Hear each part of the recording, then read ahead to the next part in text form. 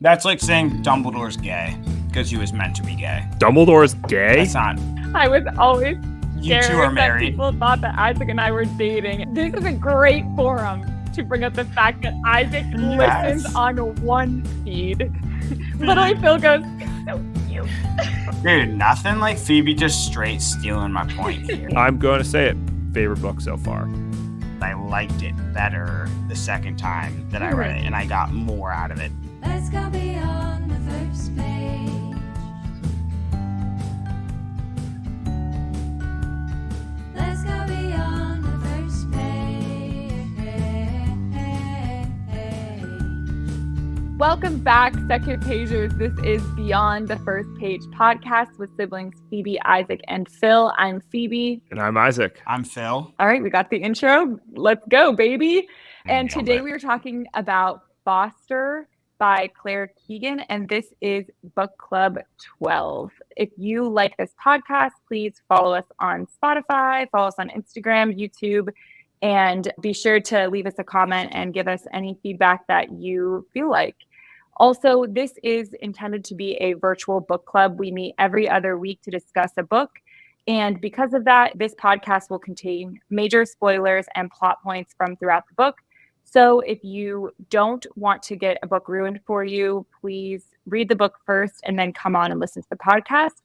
And I also want to say for today, and I think you guys would share this sentiment with me, this is a great book to go ahead and just read first because it will only take about an hour of your time. You can read it very quickly. I think it's pretty thought-provoking and an interesting read. And so, it's a great opportunity to read the book and then listen to the podcast and hopefully get something out of our discussion today.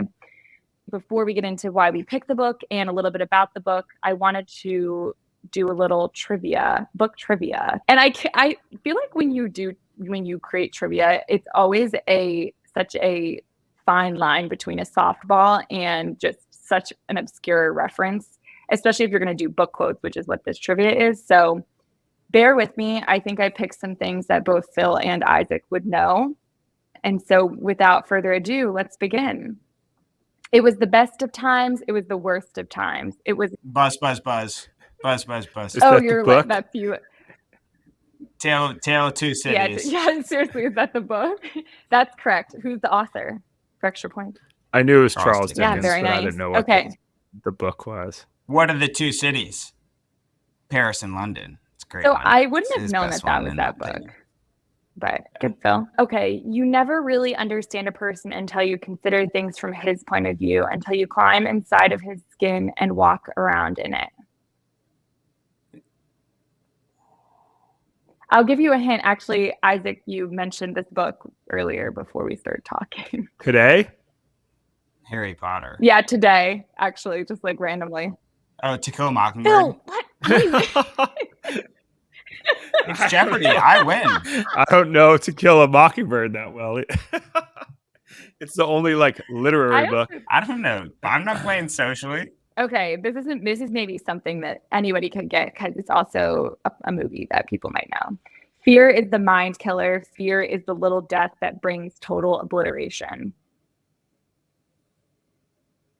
The Bible. It's a sci-fi.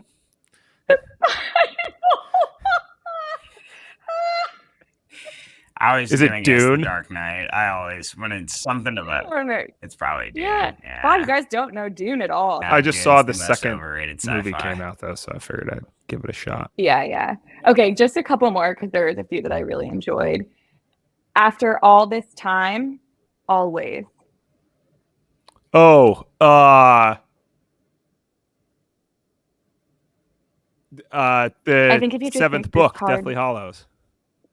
Yes, good job. Nice. Woohoo.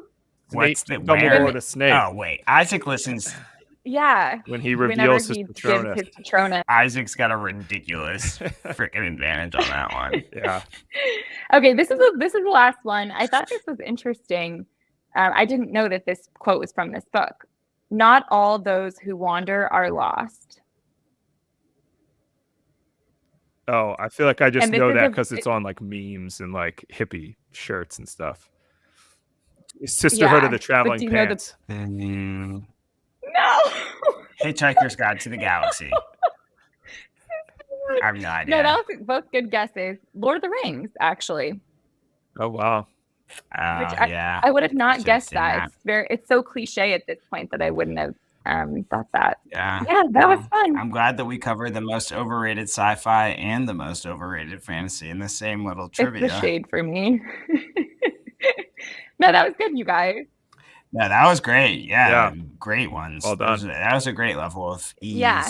And then, so we can start talking about Foster now and why we picked it. And again, this was a recommendation from a good friend of the three of ours from growing up. And he has a lot of great recommendations. Shout out to both Stuart.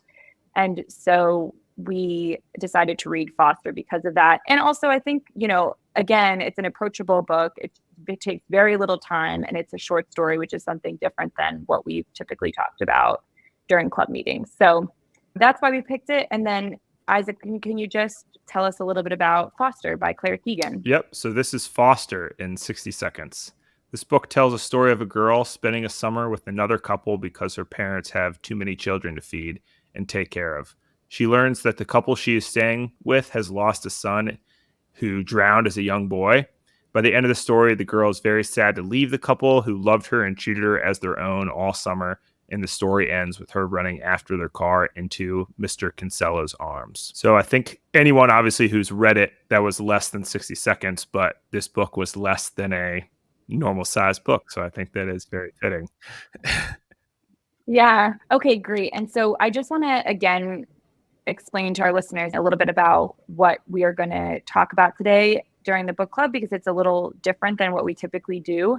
So this exercise was inspired by A Swim in a Pond in the Rain by George Saunders. I talked about it previously on the podcast. And in it, you read a passage and then you answer the following questions.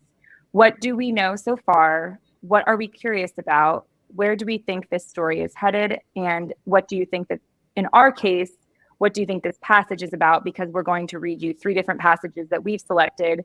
And then we're going to try to give that analysis as a fun exercise for our listeners. And then after that, we're just going to talk about overall takeaways from Foster and any other things that we wanted to bring up that we thought were important to talk about during the book club. So Phil, you're going to go first just based on where your passage was in the book. And then we'll talk about Isaac's and then mine. And they kind of go subsequently throughout the story. Okay, so I'm going to, bear with me when I read this. Kinsella reaches into his pocket and hands me something. You get a chocolate ice out of that. I open my hand and stare at the pound note. Couldn't she buy a half a dozen chocolate ices out of that? The woman says. Ah, what is she for? Only for spoiling, Kinsella says. What do you say? The woman says. Thanks, I say. Thank you. Well, stretch it out and spend it well, Kinsella says, laughing. The woman takes me to the drapers and picks out 5 cotton dresses and some pants and trousers and a few tops. We go behind a curtain so that I can try them on. Isn't she tall? The assistant says. We're all tall, the woman says. She's the spitting image of her mammy. I can see it now, the assistant says, and then decides that the lilac dress is the best fit and the most flattering. Mrs. Kinsella agrees. She buys me a printed blouse, too, with short sleeves, blue trousers, and a pair of black leather shoes with a little strap and a buckle, some pants, and white ankle socks. The assistant hands her the docket, and she takes out her purse and pays for it all. Well, may you wear, the assistant says. Isn't your mammy good to you? I don't know how to answer. Before we get back in the car, she leaves me loose in a sweet shop. I take my time choosing what I want. You got a load right there, she says when I come out. Kinsella has parked in the shade and is sitting with the windows open reading the newspaper. Well, he says, did you get ye sorted? Aye, she says. Grand, he says. I give him the chocolate ice and her the flake and lie on my back seat eating the wine gums, careful not to choke as we cross over bumps in the road. I listen to all the change rattling around in my pocket, the wind rushing through the car and the little pieces of speech, scraps of gossip being shared between them in the front.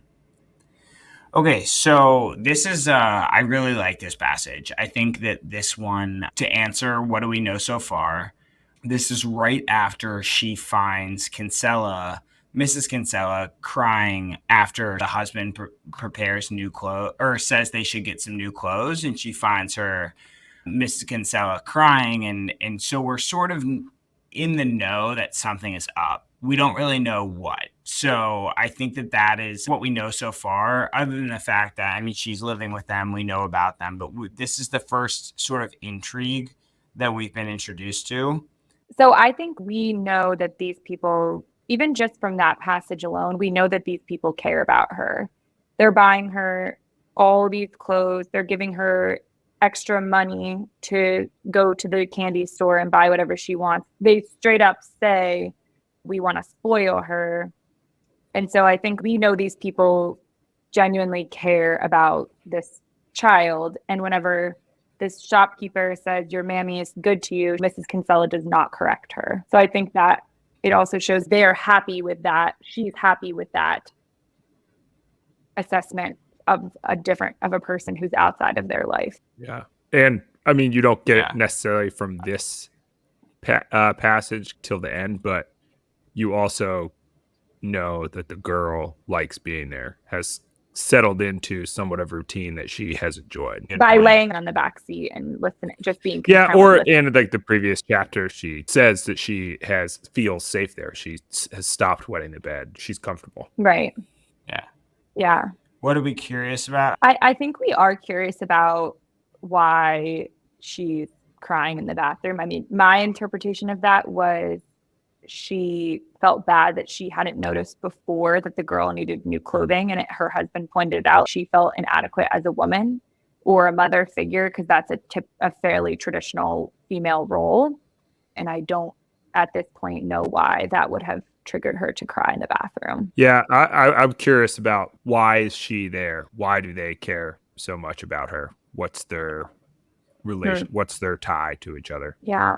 Yeah. Where's this story headed? I think there is this reckoning almost, or this story isn't a story if nothing is ever explained, in my opinion. And I do think that, why is she there? Why is she crying? Mm-hmm. And I think there's some type of reckoning that's coming. And I think it's interesting when Saunders talks about this in books, it's why are you going to the next page? And I think those two different things of why is this girl here and why is now Miss Kinsella crying, that's causing the reader to want to keep reading, because it's raising those questions to us. Yeah. Okay, so what do you think this passage tells us? I think that this is my favorite example of the book, of just all the little things that aren't spelled out that you don't get if you're not reading correctly. Like, if you're not in the story, you don't get everything. And I think that there's some parts of just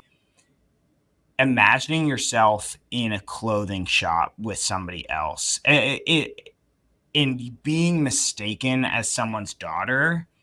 I think that level of intimacy is something that, like, it's what is not on the page there. It's just like, wow, she's part of the family. Yeah. And it's not just because someone mistook her for part of the family. It's because you need to be so natural for that actually to happen. I think the other part that really draws the closeness is the fact of that she's amazed by how much a 1 pound note is. And instead of keeping it all for herself, she chooses to spend that money on the Kinsellas. She's literally being fostered because her family can't feed her.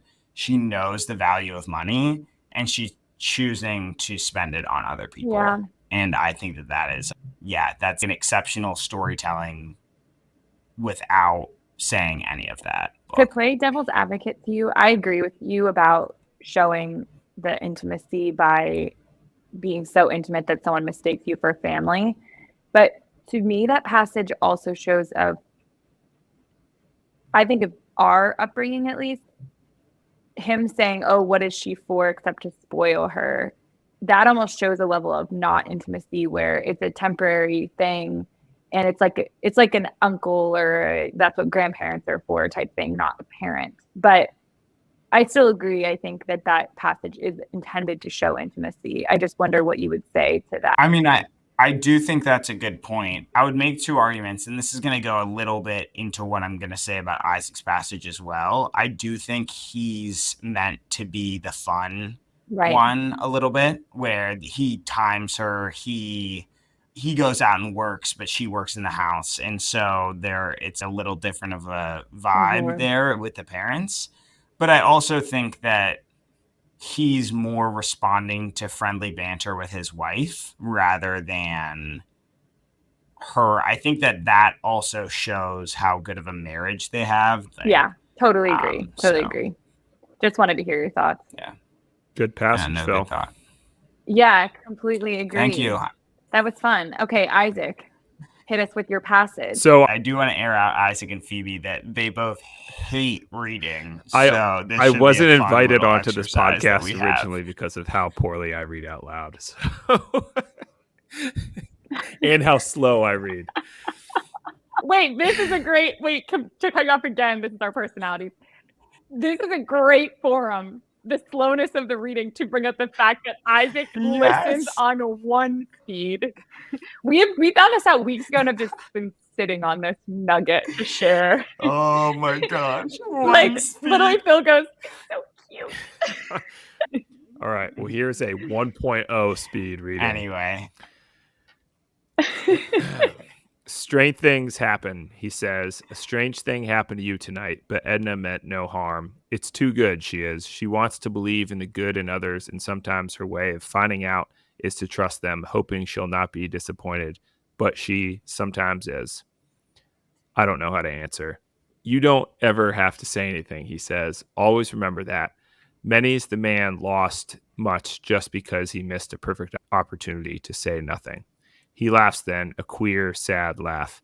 Everything about the night feels strange. To walk to the sea that's always been there, to see it and feel it and fear it in the half dark, to listen to this man telling me things about horses being towed in from the deep, about his wife trusting others so she'll learn whom not to trust, things that I don't fully understand, things that may not even be intended for me. As we turn to head back on the beach, the moon disappears behind a cloud, and we cannot see where we're going. At this point, Kinsella lets out a sigh, stops, and lights the lamp. Ah, the women are nearly always right, all the same, he says. Do you know what the women have a gift for? What? Eventualities. A good woman can look far down the line and smell what's coming before a man even gets a whiff of it. He shines the light along the strand to find our footprints and follow them back, but the only prints he can find are mine. You must have carried me there, he says. I laughed at the thought of my carrying him, at the impossibility, then realized that was a joke, and I got it. When the moon comes out again, he turns the lamp off, and we easily find the path we took through the dunes. We stop at the top, and he puts my shoes back on, and then his own, and knots the laces. We turn and look at the water. See, there's 3 lights there now, where there was only 2 before. I look out across the sea. There, the 2 lights are still blinking, but with another steady light shining in between. Can you see it? He says. I can, I say. It's there. And that is when he puts his arms around me and gathers me into them as though I were his. Oh, that's a really good one. So what do we know so far? This passage was recently after Phil's passage that he chose. So later in the evening after they go to town, and then the Kinsellas go to a wake of one of their neighbors or something just died. And the girl gets walked home by a neighbor, and she reveals to her that they, after a lot of questioning, that the Kinsellas had a son that drowned, and that was like the clothes who she was wearing in the room she's staying in was their old son. So we now know that the Kinsellas lost their child. And then the other thing we know is that I think from after reading this passage and all the way through the book, that they sort of see this girl as their own. Like that has been solidified, I would say. I think the quote about eventualities, a woman can look far down the line and see what's coming before a man even gets a sniff of it. I think that probably is the eventuality of how she got there. Miss Kinsella arguing they should adopt this girl, and he probably had some pushback. And now he's like, damn. I actually didn't think of that, but I did good. think that was some foreshadowing for the end, which I think will be Phoebe's passage. So we'll see. We can maybe come back to that. So the lights, actually, the first time I read it through, my only note on it was, what the hell are the lights? And then after rereading it a second time, I put it all together, and she also mentions the lights at the end of the book. So that is one of the reasons why I chose this one, because I was like, oh, wow, there it is. Okay. That had two of my favorite quotes. And I think the one, obviously, never pass an opportunity to be quiet is so good. But I think the one before it was very interesting too, where the wife she's trying to figure out how to trust people, and he's explaining that to the girl. I think such good quotes both. And I also was like, wait, I don't know that I'm a good woman, because I don't know that I can look down the road and see what's coming in advance. I feel like I have no foresight. Only the future will tell, I guess. Yeah, true. It's true. What are we curious about? So after this, I'm still curious about their relationship. I don't know if it truly doesn't matter or not, but why the Kinsellas got chosen. Are they related? And maybe that's a little bit of that eventuality that you were talking about, Phil.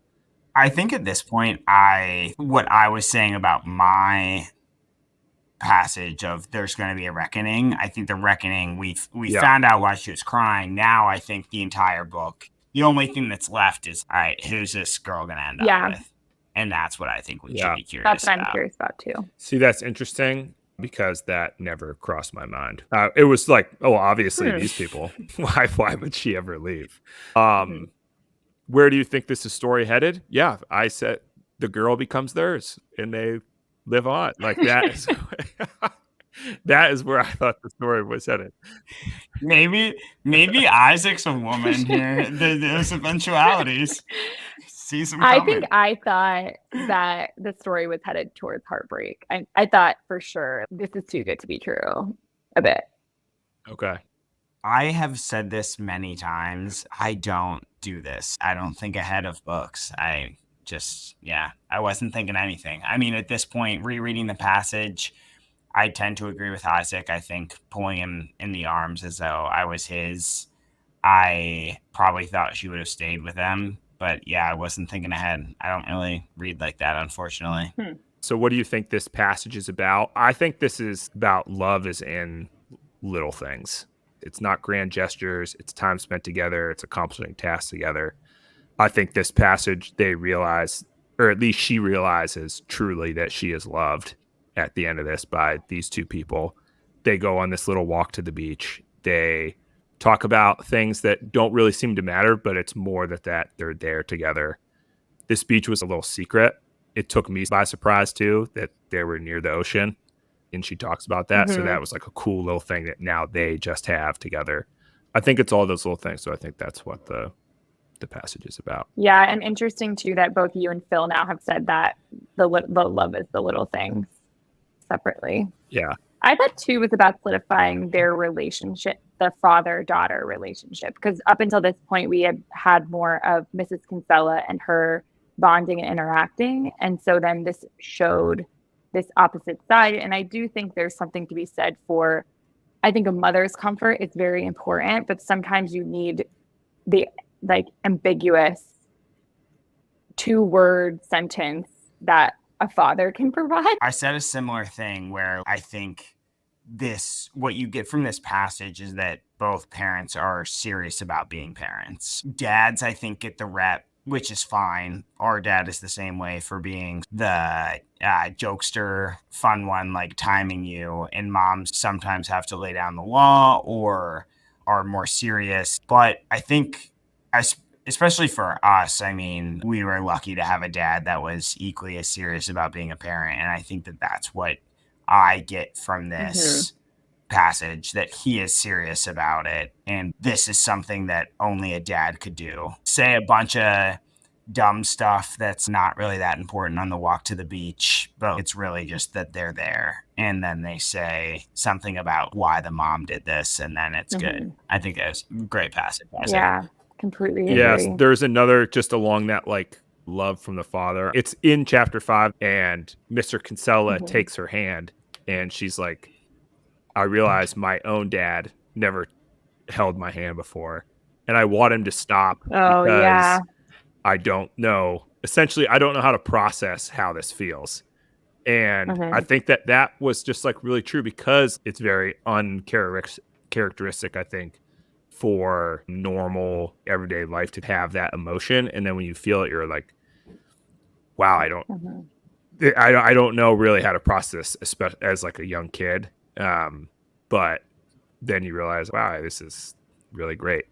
So just a little shout out to the dads, I guess. But that is something that is Yeah. a lot of this book, and we can talk about it later, but brought up feelings, which I think is why it's obviously good. That's what it's supposed to do. But it was weird how in such a short amount of time, there could be some very real feelings conveyed. Yeah. Great passage, Isaac. Yep. Okay. I will read mine now. That was a great discussion. So mine is near the end, and it is, I hear the car braking on the gravel in the lane, the door opening, and then I am doing what I do best. It's nothing I have to think about. I take off from standing and race on down the lane. My heart does not so much feel that it is in my chest as in my hands, and that I am carrying it along swiftly, as though I have become the messenger for what is going on inside of me. Several things flashed through my mind: the boy in the wallpaper, the gooseberries, that moment when the bucket pulled me under, the lost heifer, the mattress weeping, the third light. And I think of my summer, of now, mostly of now. As I round the bend, reaching the point where I daren't look, I see him there, putting the clamp back on the gate, closing it. And I decided to end it there because obviously then it ends and we have our answer. So I thought for this exercise, it would be more relevant to keep the last part out. But as the listeners know, obviously she hugs him at the end, and that's how it ends. So what do we know so far? I think for me, we know that the girl was left, right, by the Kinsellas at her house. And we also know that she did not want them to leave. I think that's what this passage tells us, and what the book.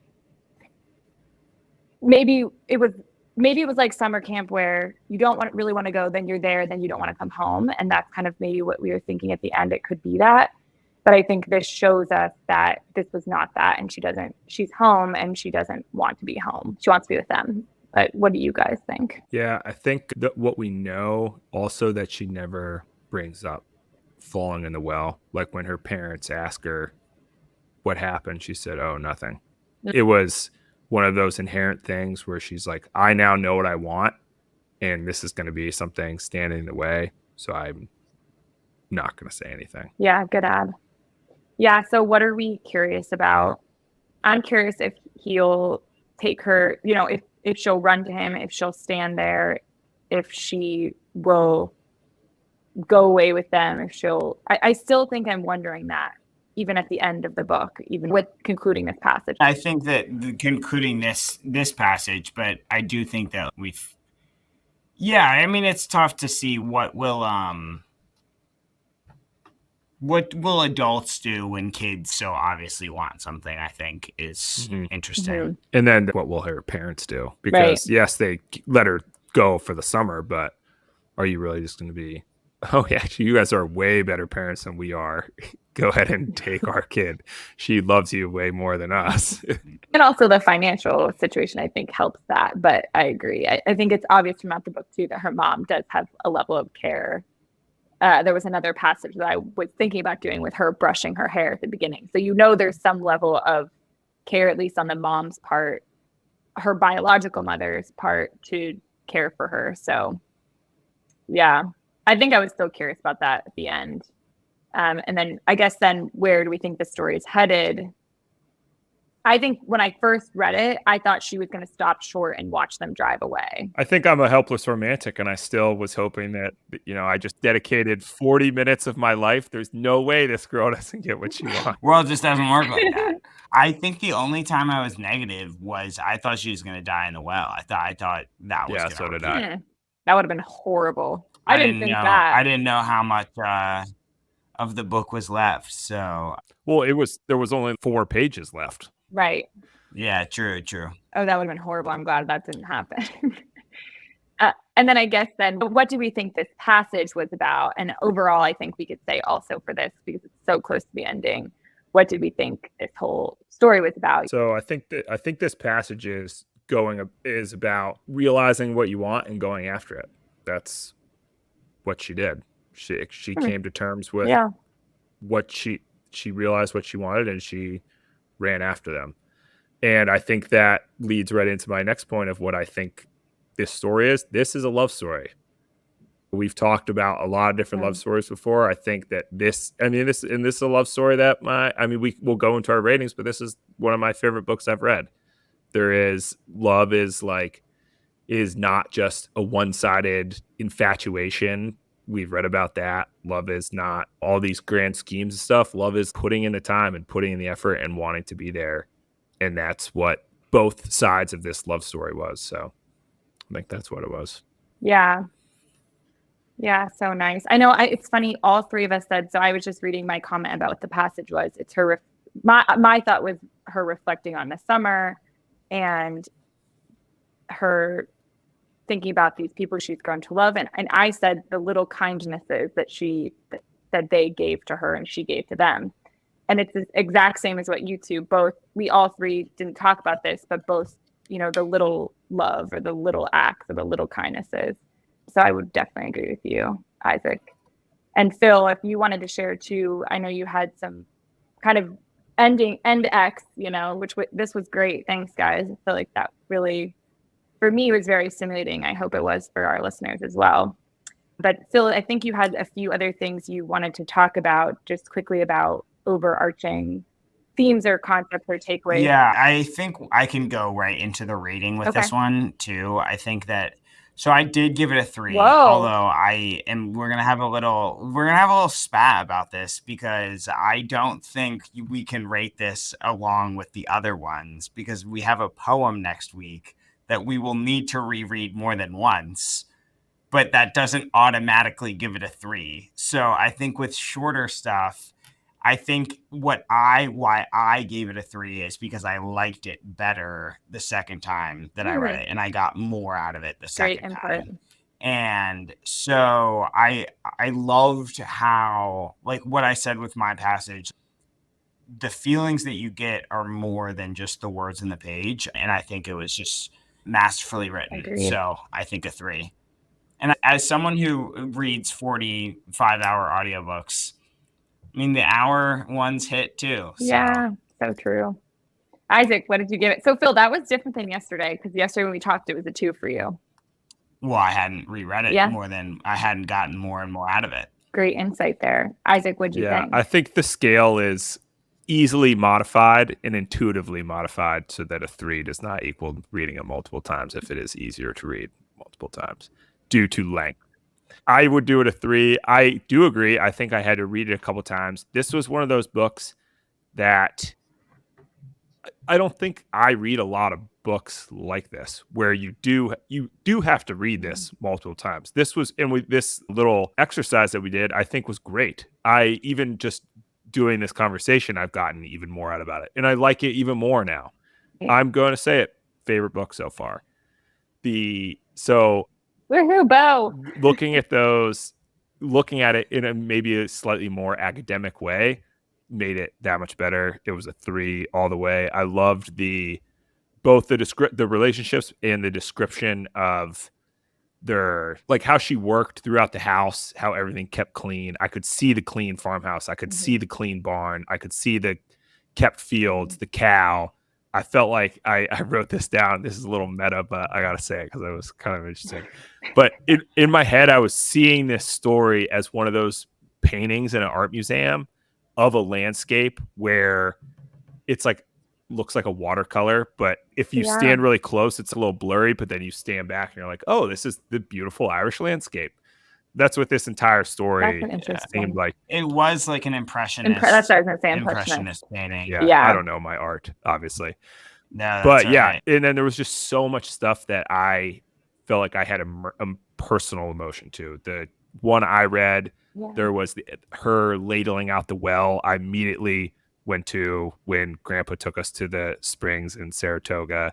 Yeah. In the morning seems like waking up in either Uncle Steve's or Grandma or the McDermott's house in, I feel like Ireland, New England, kind of like same thing. Yeah. Of course.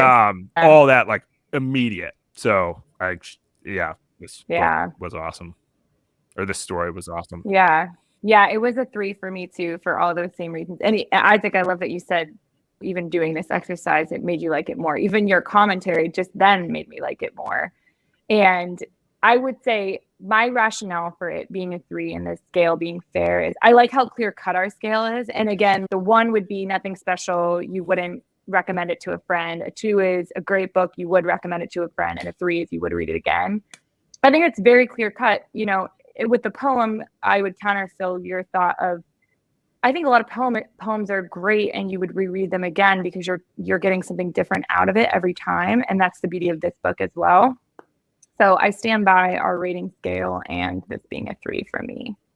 And I want to share too, because your comment about the Impressionist painting, Isaac, a book that I personally would recommend if you liked Foster by Claire Keegan would be Remains of the Day. And I think that this story does that exact same thing where it's a rolling story of imagery, and it's also a shorter story. I think it would still be considered a novel, but it reads very similarly to this book. And I think it won the Pulitzer Prize. No, I think he won the Nobel Or Prize. Nobel. Okay. But anyway, so that's what I recommend. Kazuo Ishiguro. Okay. Yeah. Phil, what would you recommend? Mine is a completely different reason, but it goes back to what I said about words on the page, of just the entire story happening within the story, not within the language, I guess. And that's The Stranger by Albert Camus.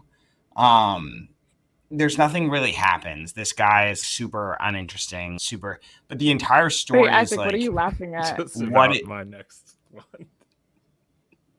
Oh. but the entire story is about what is it like to live apathetically and go through the motions. And you're reading this and you're like, I don't know what's wrong with this guy, but something is wrong with this guy. And you can't really put your finger on it, but it's just how it's written. So yeah, that's my rec. Okay. Cool. So I'm reckoning To Kill a Mockingbird by Harper Lee. And this is a kind, I think I don't know, just I'll tell you my reason. I haven't read it probably since 10th grade when we had to read it in school. And I wrote down this recommendation at first because for some reason I started reading this and I'm just like, oh, this is like one of those To Kill a Mockingbird books where you have to read it in literature. You know, you read it in English class and then you talk about all the meaning and behind all the different stuff of it. And then I read it again and we had discussed we're going to do this. And I was like, wow, this is like English class, but obviously really enjoyed it. So I recommended To Kill a Mockingbird because it was the first one I thought of, similar, more academic reading. It is a great story. And then I was just remembering that maybe subconsciously, if not, it's just a good story. I was giving out a little fatherly love earlier in the podcast. This is one of the only books Dad ever gave me. He's a librarian, so he doesn't give books. Yeah. But he gave me this book. I think this is a fun fact. in like middle school or something. He did take it back, pull out the sticker of the Library of Isaac Cornell and put it in his own library, but he still, and that's what I was laughing at. He tried. He couldn't morally do it, but he tried. But one of those things that great. in the moment was like, yeah, you know, this feels cool. This is cool. This is a cool father-child moment. But yeah, I was just laughing because then I remembered he did take it back and put a Westmont High sticker on it. But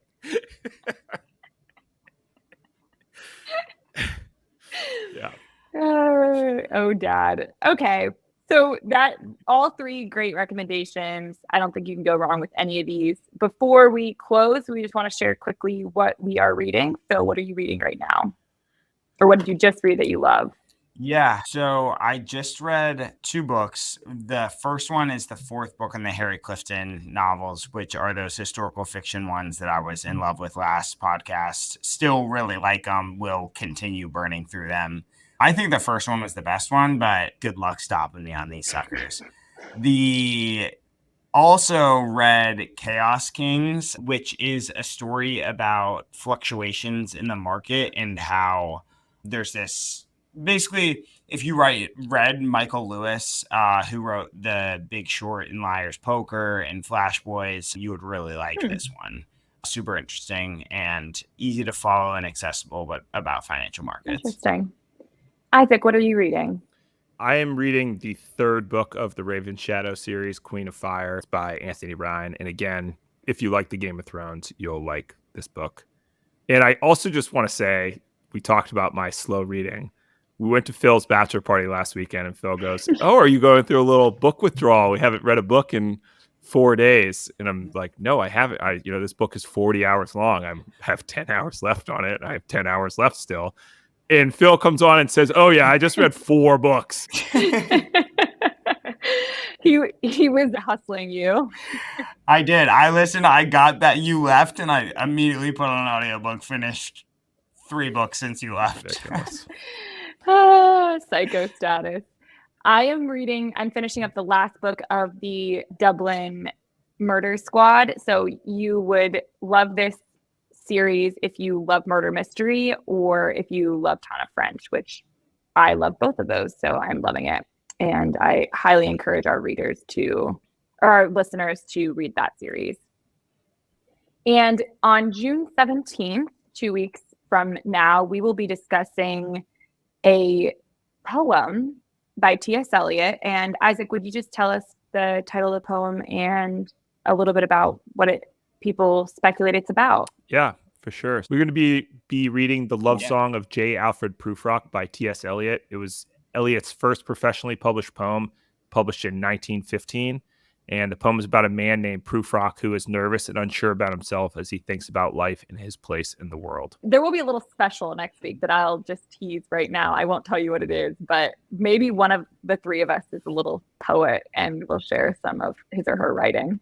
This was a really great discussion, you guys. I hope our listeners enjoyed it. And I hope that they also call somebody that they love, maybe that's a sibling, and they tell them about this podcast or a good book they recently read. I hope that our listeners have a chance to go to their library or use their Libby app. And until we talk again, stay classy, second pagers. We'll see you later. See you guys. See ya.